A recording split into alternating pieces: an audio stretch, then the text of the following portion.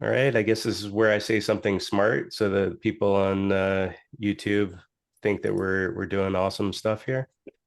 Um, we just settled on the fact that we can record these things, so welcome everybody on YouTube. Um, as far as meeting notes, we're thinking that taking meeting notes and maybe like Markdown or something like that on GitHub repo. Or Murphy says, how about GitHub discussions? I know very little about GitHub discussions, so if anybody wants to sort of chime in and say how that would work, that'd be great. Discussions seem more useful for chat and forum conversation. Something that's not an issue, but how do I do this? So I'm not sure if that's what makes sense for And meeting notes. another possibility in my other open source community, we keep we use Google Docs, like where we just kind of keep a running Google Docs and just kind of put the latest meeting notes at the top of the doc and just kind of keep the agenda and the notes in that. The only risk of that is like setting up the right permissions and making sure that the whoever owns the doc doesn't walk away with it. You know what I mean? Or shut out the community. So ownership is a little bit of an issue with that. But yeah, so just putting that additional idea on the table, just because it's a little easier sometimes to contribute on Google Docs versus Markdown. But I'm totally fine with Markdown too, if that's what we decide. Yeah, I agree that the formatting is easier, but I think the risk is just too great to lose the meeting notes depending on who's hosting them. Yeah. So that might be a little tough, considering a lot of the folks who are contributing. Max brought up SaltStack had a community repo where we were consolidating stuff from multiple Oh, working yeah. groups. Okay, we could do it there. That'd be fine. Yeah, the only thing that I would say about that one is that everything that's in there is pretty dated for the most part, except I think there's one team that actually has been keeping up with it. Looks like the Windows working group has been keeping up with it. Everybody else is years ago was the last time that it was used. And I'm not sure how getting maintainer permissions to this would go right now. Since the Salt Extensions org is entirely community owned, we can kind of do whatever we want in there without having any so, I don't know, like overlord, I guess, telling us what we can and can't do.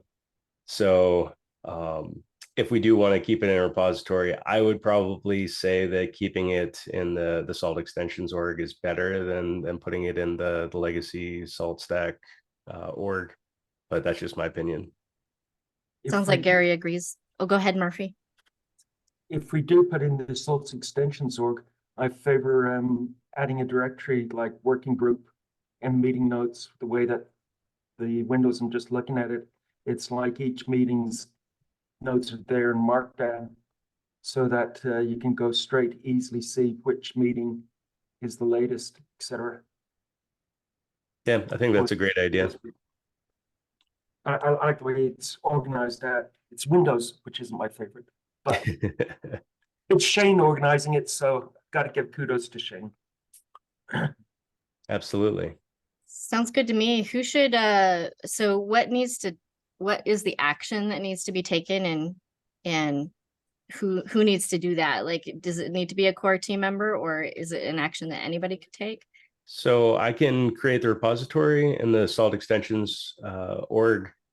And then, as far as setting up the framework and, popping Markdown in there, anybody can chip in. Okay. If you create the repo, I can take on the framework part to just get us started on the right foot. Sure. Okay. Do we just want to call the repo community like the other one, so we can sort of house other community related things in there?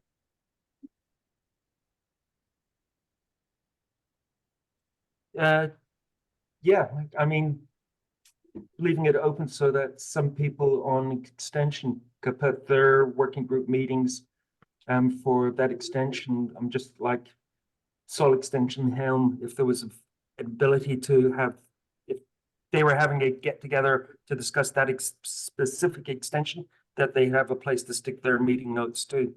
Awesome. Okay, so I'll create that community repo in Salt extensions.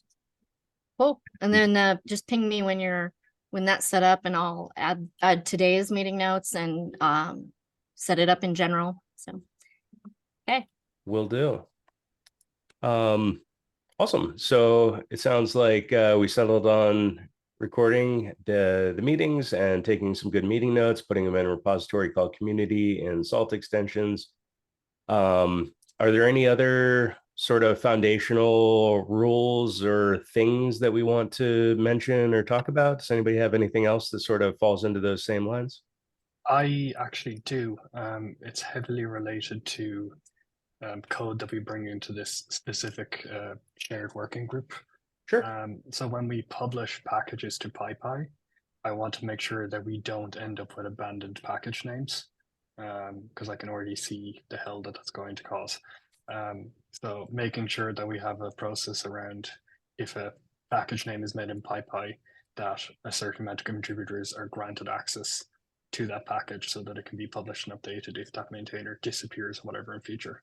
And the reason being is I'm actively fighting that in another project at the moment that has plugins, and there's already been 2 abandoned maintainers of massive plugin names, and we're trying to fight with PyPy to try and get hold of those plugin names. Yeah. So as it stands right now, I believe everything that is published that is in the current Salt extensions org is published by the Salt. I think it's, I gotta look at the name, but it's like Salt EXT community, and there's like a dash in there somewhere. I think it's saltx dash community. PyPy like service account that I created. So right now, I have the credentials for that saved in my company vault. So I know that doesn't help everybody else, but what I can do is add other folks to any of those PyPy packages. I'm sort of recovering from COVID, so if I go COVID brain, I apologize. So if anybody wants to be added to specific packages, definitely let me know. I've tried to go along and like make sure that there's at least 2 folks on each one. Some of the folks that have done some initial work on some of the extensions, I've added as the alternate there. But I definitely think that the more community members that we deem as maintainers of a certain package should be on there. So as long as we have the Saltex community PyPy user on there, we should be able to add more easily. And I'll make sure that if there's ever a future where EITR isn't involved in that, which I don't think there will be, we'll make sure to pass that along and pass the torch to somebody. I may have this is Christopher here. I may have a follow-on question to that. So we have a few extensions that they're open source, right? And this was, and we host these on currently on GitLab, and we have rebuilt the test suite for it because it was lacking a little bit. So we have rebuilt it. And we end up in the same question. First of all, it's quite an effort to move them, number one, right? To make sure that they're tested and so forth. We're happy to share the credentials and things for this to to anyone interested in the working group, of course. We are committed to maintaining them, but the question then becomes, how do we make sure from our side, same for on your company side, that we don't end up with any inaccessible packages or repos, if you see the see what I mean. So Thomas Hatch's line on it in previous open hours was basically that he doesn't really care where community extensions exist. I disagree a little bit on that, insofar as, you know, I as a user would rather go to a single like trusted place in order to say like, okay, this is a vetted salt extension instead of just like in Nick's personal repo or something like that, right? When it's a company hosting it, it's a little different, right? Like, you know, the company is sort of standing behind that extension. The only thing that I'll say is if you guys have any extensions that are I don't know, like clones of what the community extensions might be pushing out, we would just want to know that so that we can maybe put a placeholder repository that says like saltxt, whatever the thing is, and just put a README in there and say like, hey, this one's actually maintained over here in this repository, go there. And that way we don't have a duplication of effort where, you know, if you were doing, I don't even know, an Elasticsearch extension, then, you know, the Elasticsearch extension that we have here, we could say, you know, hey, this is the community code. There's this other one over here. Go check that one out. Or if there's one that we haven't done already, then we just won't put in the effort. Does that sound reasonable? That makes perfect sense. Happy if you want to put, I can send you a list if you want to put in a placeholder repos, and then just put you know, a blurb in there and link it to where we keep them. You know, they're all open source, they're all there. We're happy to do that. And currently we haven't, you know, revamped any existing ones. We're trying to convince some customers to make sure that they contribute to the open source of the ones we have changed, but that's a work in progress. And then of course they will go into the community. But if we can have a placeholder repo on the salt extensions, we'll send you the link for all the documentation and make sure that we align any additional testing that we need to do. We have the full test suite. So we are aligned with whatever is done on the salt extensions. So that sounds great. Yeah. If you want to put those lists in the salt extensions Slack channel, I think that's probably a good place to start out, and then we can take a look at them from there.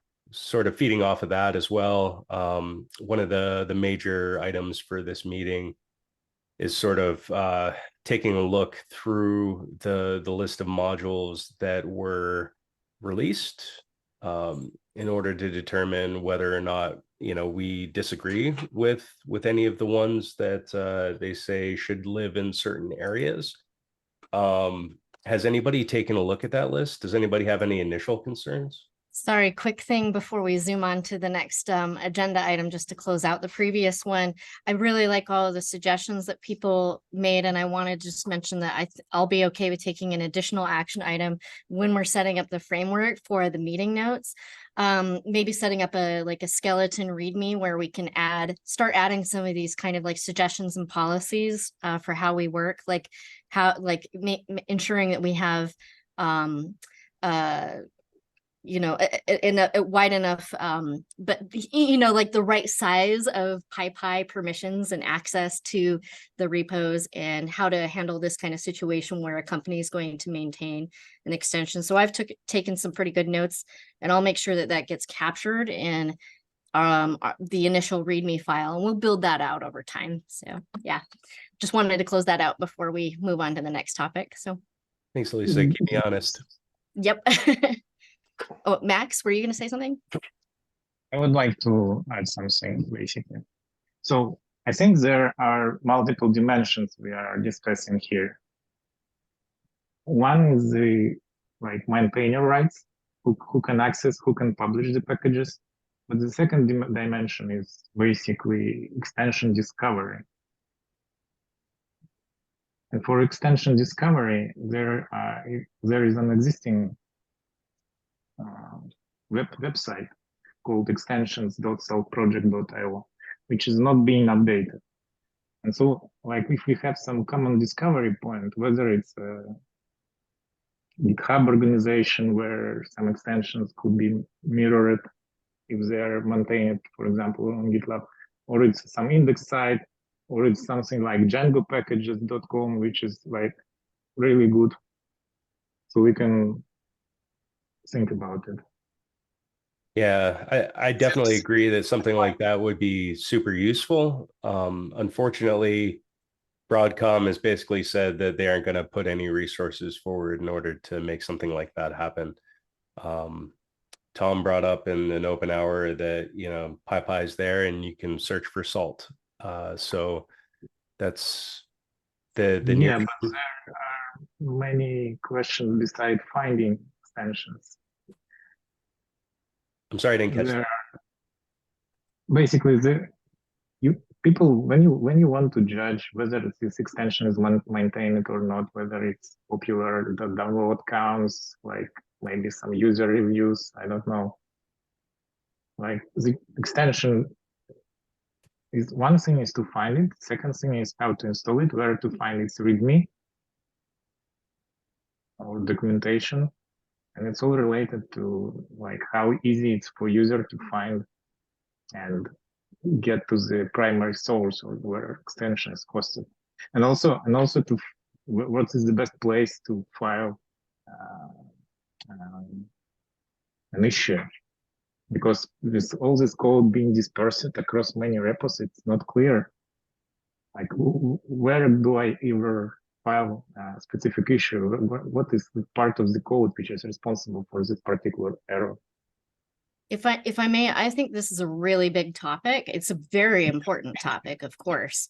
But I wonder if there's a way that we can either have like some sort of easy MVP, like something small to start, even if it's like an awesome list, just to start it out, and then iterate and build on that to make it something better over time, just so that we don't let the perfect become the enemy of the good, like wanting this awesome, you know, well-built site or something like that. In the meantime, we just need to get something up and running, and we can iterate on it and make it better over time. And I also want to say, like, if a cluster of people want to maybe take it on as an initiative that they do as part of this group, I think that would be awesome too.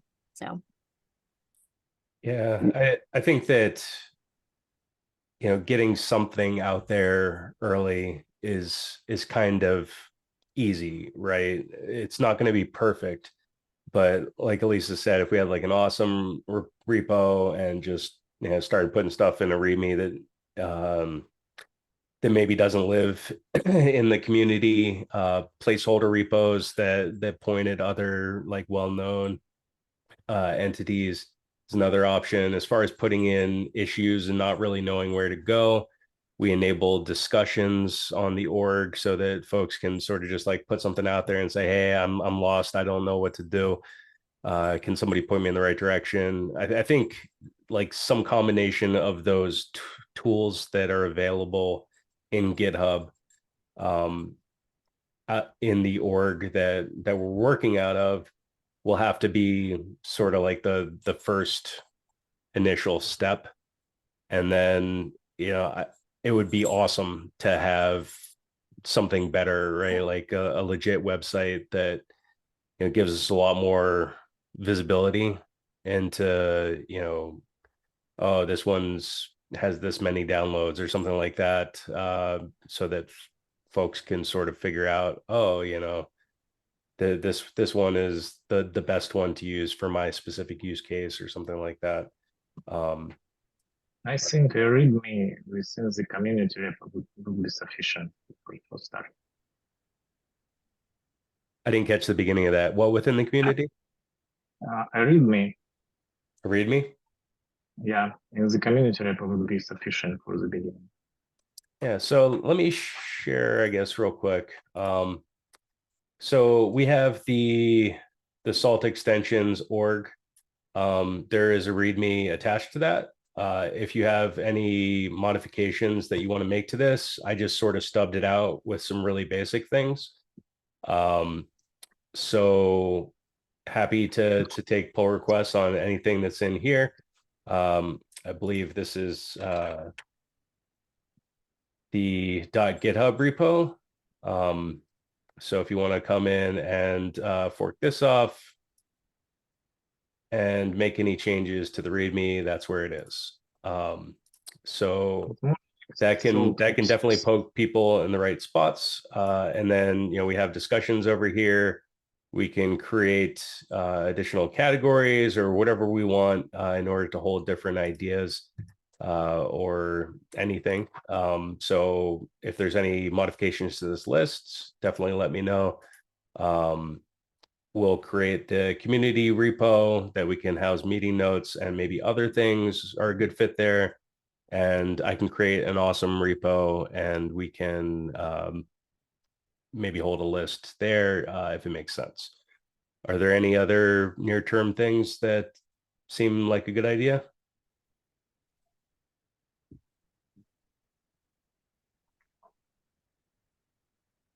So what you're saying, Nick, so I have the great pleasure to work with Max, and he's built most of the extensions for us. So if we put our stub repos in here, and then just link it out off to our GitLab repos, and maybe add some readmes, because I have to double I have to agree with Max. Right now there's an issue, there's a challenge for users to find extensions, how to install, and so on and so forth, and that will be yet more important given the change that is on the horizon. Yeah, so if me as a user, I heard that this salt extensions org is the place to go to look for things, right? I can come down to repositories and I can look for console. Okay, is there anything for console? Okay, yeah, there is. And say this wasn't hosted here, there would be no code here. There would just be a README, and it would say the salt extension for console is hosted over internal tractions repo. Here's the link, and then I'll take them elsewhere. So I think that if there's like known good other salt extensions that are kind of vetted by the community, that's probably the best course of action, so that we don't have to duplicate code, right? Like all of your stuff's already working. I don't want to move it from GitLab, and recreate the GitLab CI file in GitHub Actions. That's never fun. So if that seems like a good idea, I think that that's the discoverability that we kind of are limited to right now until we get something better. Sounds good. That sounds good. Cool. Thank you.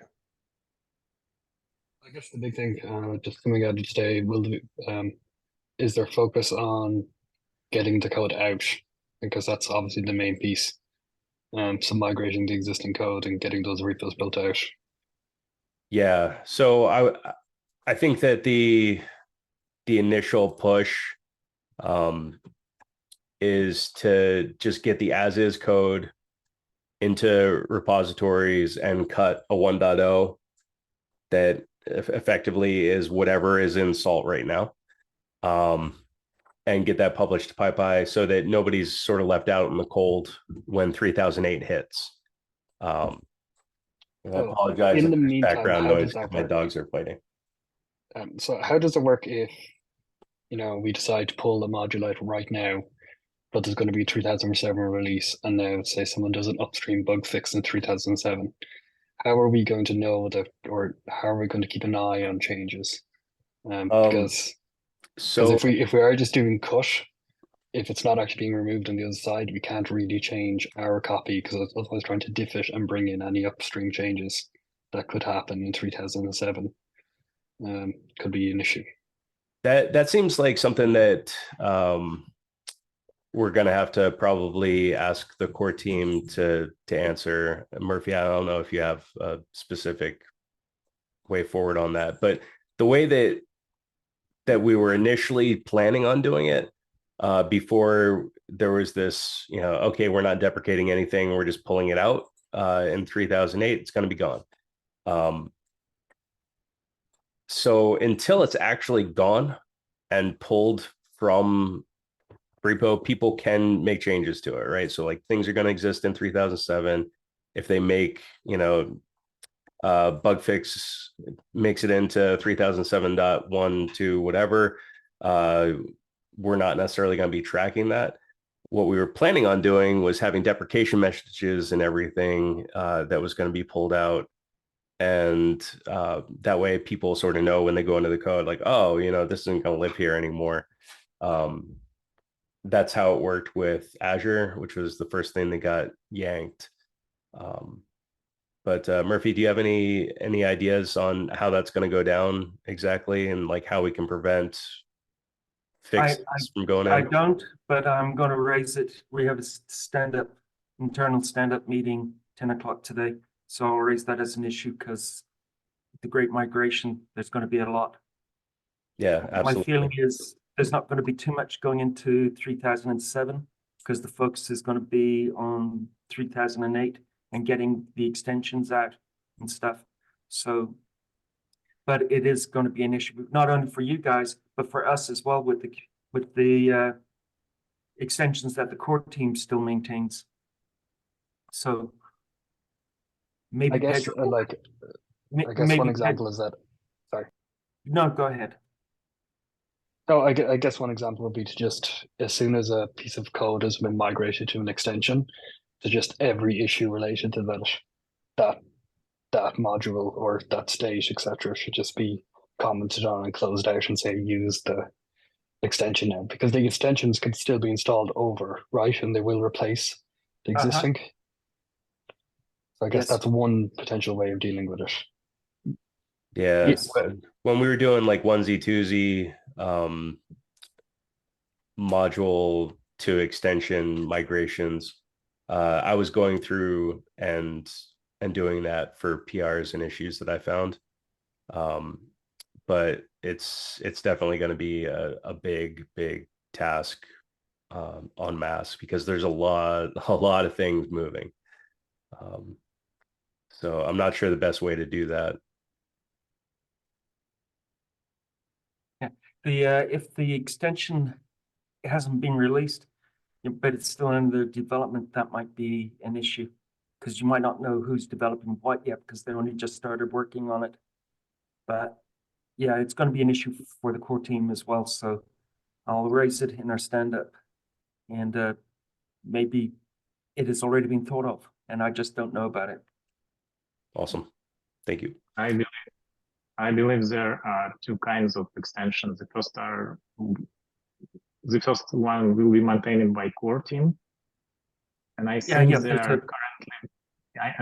are currently being deprecated by this new keyword, double underscore keyword deprecated. Yeah. So if the extension is still installed and has this underscore mark to being deprecated, it will be clear that every new change should go into extensions and no more changes in the core. As for the community extensions, there is a pull request that was submitted by Daniel, I think yesterday, that just removes all the community extensions. And pay attention to that. Yeah, it's not impossible to contribute to them anymore. And the question I have is whether the community extensions will stay like without proper packaging for a while. Or Without we can proper expect, packaging, as in like releasing system packages for them. no, just PyPy packages, so they are installable, or they will be just moved into some repo, and it's expected from the community that we are, with time and efforts, we can migrate them to PyPy. Yeah, so let me find one that probably just do this one. So I centralized the GitHub workflows so that essentially when we tag a release, it'll go through and call the central workflow that will publish them to PyPy. So essentially all we need to do is have a passing test suite and a tag, and it'll cut a release. So it'll be really easy to get things out. The hardest part in this is I have some of my folks working on sort of getting some of these ready, and not all of them are quite there yet, right? Like, so we have some open PRs to get things. There's the initial commit of the extension framework here, and there's probably like nothing inside of it right now. I think just placeholder modules that were moved over, right? So tests aren't running quite yet. We have to get all that stuff working, but once we do, we should be able to publish pretty quickly. So am I correct when 2008 comes out, we have high chances that not everything will be packaged on PyPy, right? There's a possibility. It depends on how long it takes 3008 to get out and how fast we can make progress on this. Do remember that 3006, which will be supported for a while, will still have all of the original modules in them. And 3007 as well. So it's not like a sudden abrupt change. It'll be gradual. I see that Gary has his hand raised for a while, by the way. Did it just drop? It did. No, I guess it helps if I unmute. I was just Oh. thinking maybe something like a PR bot, like Salt Projects already use, saying, load it with a list of extensions that are going to be moved out, and say, so for any contributors who are, looking to change code to a module that's going to be moved out, maybe just say, hey, this module's due to be moved out into, either the Salt core, the Salt maintained extensions repo or the community extensions repo. Maybe you want to go check here, and then that way we can redirect contributors to a particular extension, even if they're not completed. Perhaps we could get them started on the contribution process for that with, relatively low lift, because you don't have to go and modify all the extensions individually. You just have to load it into a bot to do it. That sounds a really good idea. Bot could skip load what's currently there, and each morning, and just check if it's in the list. Boom, where you go. Awesome.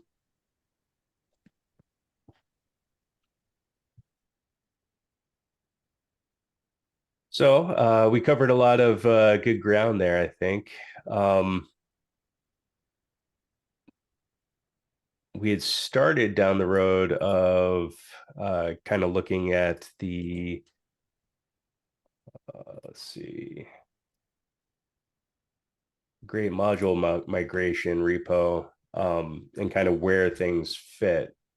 Was there anybody that had any specific feedback on like where things should live, and we can consolidate that and send it back to the core team and say like, hey, maybe this shouldn't be an extension, or maybe it should be in the core you guys take it instead of the community? Or does anybody have any ideas on these lists?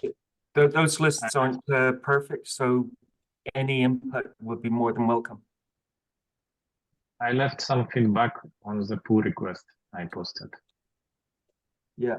It's not that I like strictly need these modules in the core, but they seem to be more suitable for the core, especially some SQLite modules, apt packages. Like, I think it should be supported by the core. Yeah, there has been talk on the core team. We can have a process of getting them back if they're significant demand. If we can self-correct, that's okay. There has been talk on the core team that if there's a high demand extension that everybody's using, then that should be migrated back. Have a discussion about migrating it back into the core, because that would make sense. If everybody's using it, then why have it as an extension? But it would be on how frequently it's used and how, stable and everybody needs this kind of thing. Then have it migrate in, and then some things in the core that over time we find nobody's really using, migrated out.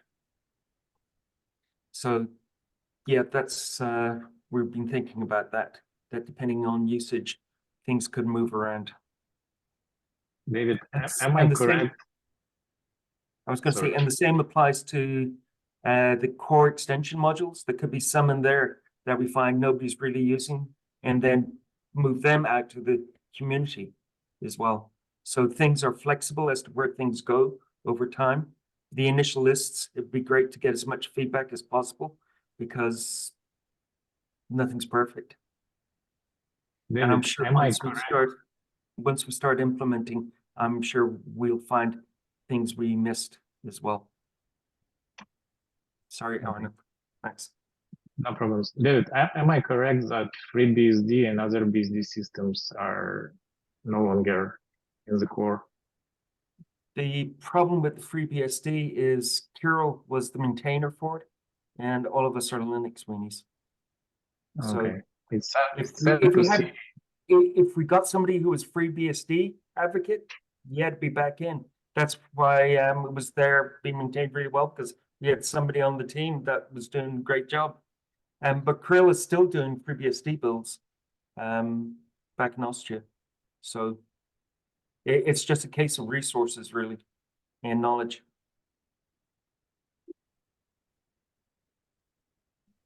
That, and the main ones are sort of Linux, Debian, Ubuntu in commercial use, Mac and Windows. So there's a lot of people that can use FreeBSD in other places, but it's nowhere near as big a hit. But if we had somebody on the team that did FreeBSD, that would be really good. And that's really, when Kirill left, we didn't have anybody to support it.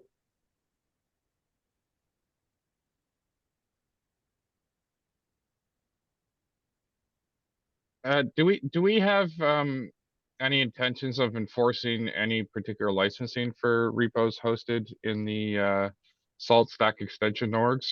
Like, are they all supposed to be APL, or do we have? That's a good point. Yeah. I mean, all of Salt is staying Apache for as long as Tom's alive. He's pretty adamant. I think that's probably something we need to talk about. That's a big deal. Yeah, because well, for example, give you an example, I was actually been toying with the idea of moving, anything I write to Mozilla too, which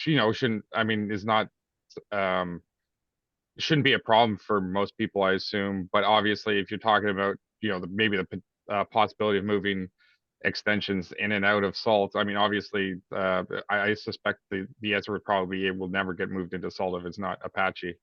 But yeah, we should at least figure out if we want to enforce a particular license, or we just don't care, and then the consequences are it will never get pulled in. I'm thinking there's some MIT licenses as well.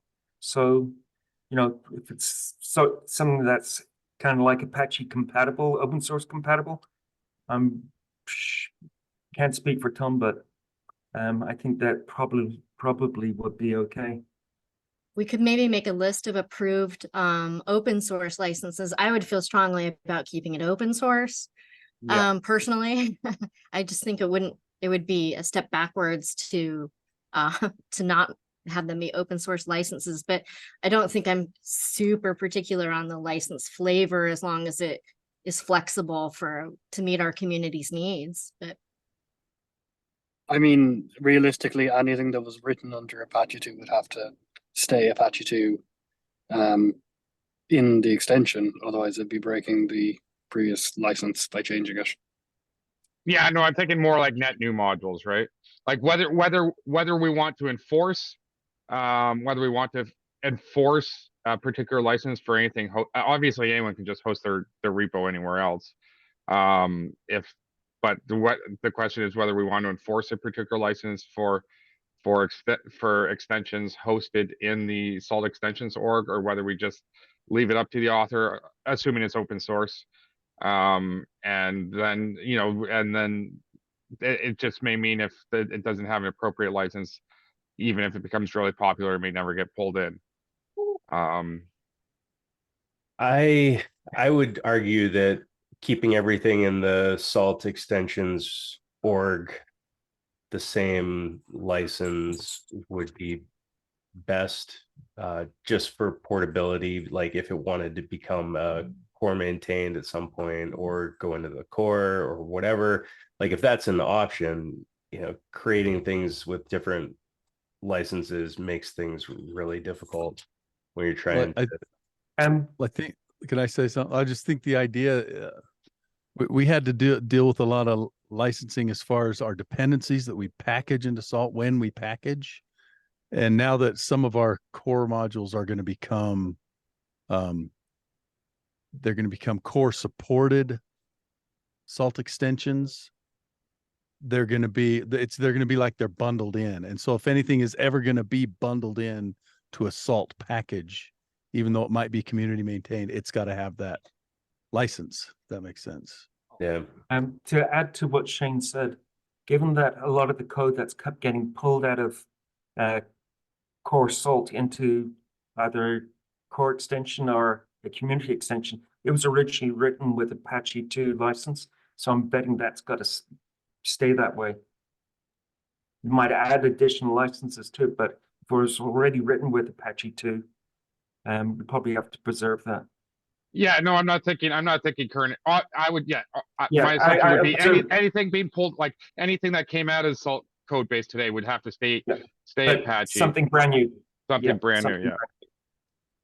I think we can include the Apache license into the extension template to basically soft nudge people in the right direction. Yeah, so right now the template does assume Apache. I think there's a copier template which might allow you to select a different license. I can't remember if that was an option or not, but regardless, we could maybe put a check in the centralized test workflow just to make sure that things are Apache 2 across the entirety of the Salt extensions org. And if somebody wants to make one with a different license, that's fine. But it just means that it can't live here. We could put it on the awesome list or something like that. And it could never be embedded into Salt either. Yeah. There is also a possibility that we will need to extract some common code into the utility functions that will be brought to Salt core. So compatible license is a nice thing to have. So it sounds like we're landing on the decision that we should probably enforce Apache 2.0 as much as possible, just to reduce complexity across the board, and for a lot of license logistical reasons. I'm wondering, Murphy, would you mind, since you had a list of things to bring up to core, would you mind that we check in with Pedro to make sure that the extensions builder defaults to Apache or helps choose? I've noted that down. Okay, thanks. It'd be like enforced on the org and encouraged everywhere else.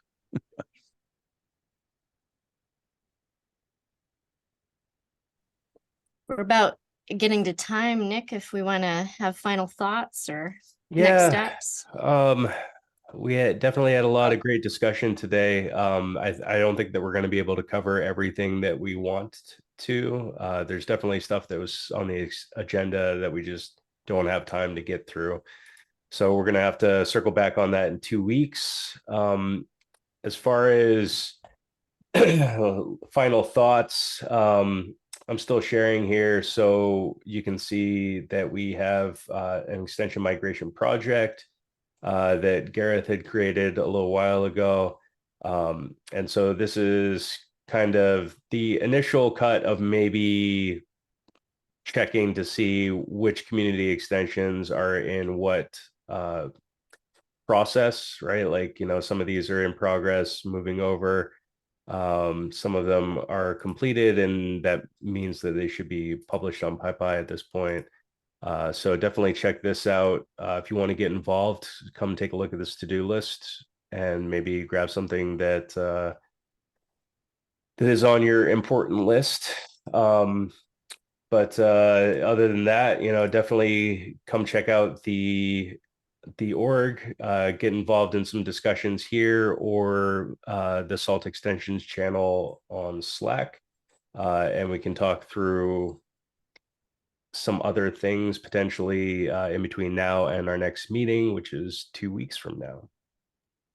And on that note, I'll just add that everybody should take a look at that list of modules that are going to be moving into different buckets, because the window is closing where you can kind of like offer your initial input on it. Even after they get migrated or merged, you can still give feedback. It's just easier if you say something before the migration happens. So I would just encourage everybody to look at that before next time. Before we start putting holes in the drywall, that list that Nick had was originally we started looking at pulling stuff out of into extensions. We came out of a talk in the bar after PyCon in 2018, and that list we'd gone through carefully. But since the Broadcom purchase, it's become much more urgent as to what needs to get pulled out, and so now we're definitely focused on it. And the two lists may not quite match up, but everything's up for grabs, so to speak, as to where things should land. So if you see something that you think is core, please let us know. If you see things that are in the core extensions that should be community, let us know, and vice versa all around. But it'd be really good to have that list firmed up before everybody starts ripping things out. Will this project board be populated with the modules mentioned in the latest PR by Daniel? Daniel's PR, I'm not sure where that is. Max, if you could throw that in Slack. I already put it in. It's Cool. the last link there. If somebody wants to take an action item Once it's to, finalized, it would be nice to see it on the board, so we have yeah, full scope. it'd be nice if somebody wants to volunteer to compare and make sure that that project list matches. That could be good. What Slack did you put it in? I'm not seeing it. It was It in was the Zoom Zoom. chat. Zoom's chat. 65971. I must have joined too late. Oh, that's Windows, always slow and late. Damn it, David. No, in this case, it's Zoom's problem. It doesn't always have a persistent chat unless you enable it, I think. Yeah. Good stuff. Sorry to keep talking over you, Nick. Yeah, no worries. Yeah, so I appreciate everybody coming out today. Definitely take a look at the asynchronous methods of communication so that we can sort of keep the conversation going for the next couple of weeks. Take a look at the initial list here, and chime in if there's anything that you think that shouldn't be in a certain category for keeping or going. And well, I guess we'll see you in a couple of weeks. Thanks, everyone. Yeah. Thank you. Bye bye.